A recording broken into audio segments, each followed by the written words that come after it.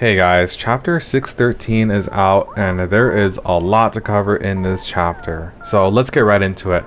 So first off, we resume with Bomb. Like he's all like, I guess he's knocked out. Like Dumas fucked him up pretty badly.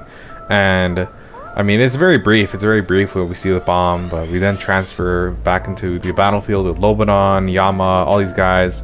And Yama is over here, he's just flexing his skills. He's showing what he's made of, and he is very menacing. I mean, Proust even said, like, wow, Yama is this good? Because Yama back then, like, he kind of fucking sucked. Like, let's be honest. I mean, he was just punching Dumas and nothing was happening to him, just like Krillin punching Cell. It was very embarrassing, and now, at least now, Yama is able to just be an actual high ranker and live up to his name and reputation. So a bunch of Popodao troops charge at Yama and he just obliterates them in one blast. And then that Harry Potter guy that finished off Horse and an Owl from Gustang after Gustang injured them, you know that. And this Harry Potter guy was working with Gur as well, which I think Gur lost her arm. So this guy starts attacking Yama. And Yama notices and he counterattacks and he grazes him, like he shreds his clothes off, and then he gets close to him and he fucking punches him in the face. So Yama has a knack for punching these nerds in the face, man. This is the second guy he punched and he just obliterated him. So I think this guy, I don't know if he's dead. He looks like he's dead. I mean, I don't think it's a big deal because Gur, like we never saw happen to Gur, so it might be dead. But yeah, this guy, I mean, he was not like your average, you know, ranker. This guy was above average, but looks like Yama took care of him rather quickly. So with all this damage that Yama is causing, something had to be done. And Michael comes back and he's like, wow, this Yama is really causing a lot of problems. And he looks at his phone and he just texts his guys what they're gonna do. And this guy unleashes another Black Shinsu Hole attack. And I mean, this is a very lethal, so like Doom is saying dodge it, get out of the way. And I mean, it goes towards Yama and it goes towards all the battleships in the Popodao army. And Proust yells at him, he's like, what the fuck are you doing? You're gonna destroy our own troops as well. And the guy was like, I don't care, I don't give a shit, I'm gonna do whatever I want because it doesn't matter, these guys are gonna die anyway. So from this point onward, a bunch of shit is going down. Out of nowhere, Kieran appears. Kieran is just flying towards Lobadon and the army. And behind Kieran, we also see the boss. And this fucking dude, he looks menacing, man. This guy is ready for battle. I just like this drip, dude. This guy's got the fucking drip. And I gotta give it to SIU. This is a very creative character design. Like, I really like how SIU just took his time to make this armor for him and his clothing. And it looks badass. Like, this guy, he's got the gauntlets, all his bone stuff going on around his body. It looks awesome. This guy doesn't say much, but he does say the time has come for a new boss to appear in the tower. So this guy is just gonna try to take over. He's gonna have his revolution going on. He has Kieran on his side, man. I mean, Kieran is a big fucking dog. I mean, he might be stronger than Lobadon, or at least as strong as Lobadon. But we got all these fucking guys ready to go to battle, and I think Yama's army is gonna lose, man. I mean, there's too many people going against them. He's gonna have to team up with Proust. They're gonna have to team up with Proust. Proust has no idea what the fuck is going on either. So I think like Dumas, Proust, they're very loyal to their family heads, you know, like and Lobadon as well. Like they're loyal to their family heads, and they don't know all this shit's going on. They had never heard of teleportation. I mean, look at Proust. He was very shocked. So I think Proust is just really genuinely, he's just trying to defend the Popodao army and Gustang, but all these other guys, they're betraying them. They're all traitors. So to end this scene, we get like an extreme close-up on Proust, Lobadon, and Yama, and they are all looking at something, and I think it is the boss's battleship. So yeah, I think we're gonna really see what the boss is made of and what he's about in this next chapter or two, because I think next chapter might see what Dumas is gonna do.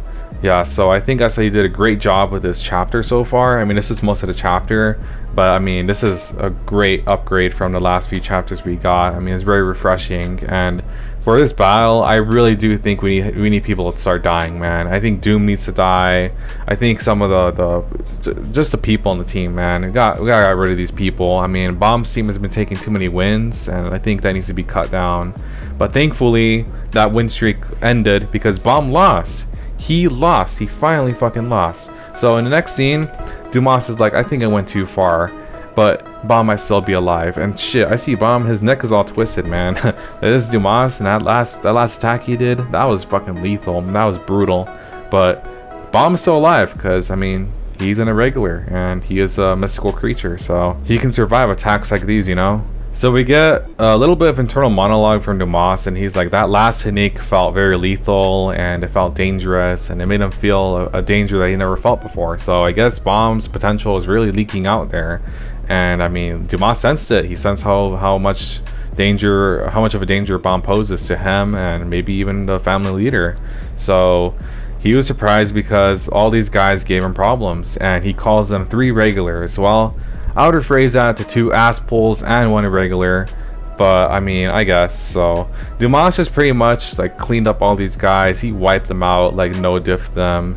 This shit was fucking swift. Dumas is a killer, man. And I'm looking at like the scene where he has all of these guys like pinned down. It looks like Rock's leg is like cut. Like this Dumas fucking threw a blade into Rock's ankle, and it looks like that shit's cut off. But we'll see if Rock grows that back or something. I mean, he's a dinosaur, so like they grow back their tails, right? Some shit like that. Anyway, so Dumas grabs Bomb. He feels his pulse first, actually. He feels his fucking pulse, make sure he's alive. But he doesn't give a shit, because then he grabs him and he throws him at his heart like a fucking ragdoll. Like ragdoll he is, because Bomb likes being pushed around, punched, and beaten the fuck out of him.